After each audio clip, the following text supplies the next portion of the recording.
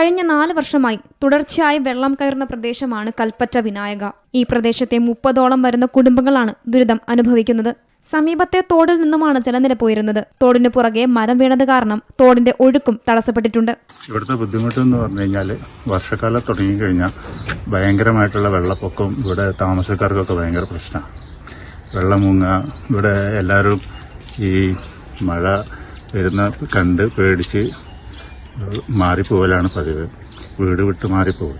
അപ്പോൾ നമ്മൾ പരാതി കൊടുത്തിട്ടുണ്ട്, അത് നടപടി ഉണ്ടായിട്ടില്ല. അതാണ് ഇപ്പോഴത്തെ അവസ്ഥ. അപ്പോൾ ഞങ്ങൾ പുറകിലുള്ള പുഴ വീതി കൂട്ടി അവിടുത്തെ തടസ്സങ്ങളെല്ലാം നീക്കുകയാണെങ്കിൽ വരുന്ന വെള്ളമെല്ലാം തടസ്സം കൂടാണ്ട് അങ്ങ് പോകും. അപ്പോൾ അതിനെന്തെങ്കിലും ഒരു പ്രതിവിധി ഉണ്ടാക്കണം എന്നുള്ളതാണ് എനിക്ക് പറയാനുള്ളത്.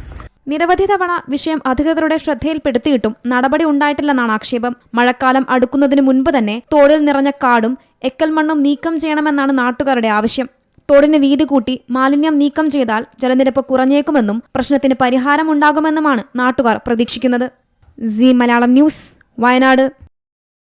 ഏറ്റവും പുതിയ വാർത്തകളും വിശേഷങ്ങളും വിരൽ തുമ്പിലറിയാൻ സീ മലയാളം ന്യൂസ് എല്ലാ ഡിജിറ്റൽ പ്ലാറ്റ്ഫോമുകളിലും ലഭ്യം.